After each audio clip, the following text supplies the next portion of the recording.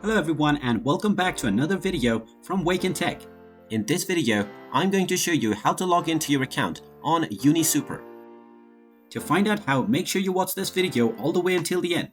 And before we begin, just hit that like and subscribe button real quick and let's get started. First of all, you will want to open up your web browser.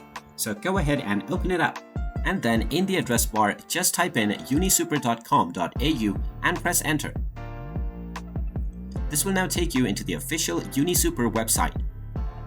Now, in order to log in, simply click on the login button at the top menu. Then you will be taken into the login portal.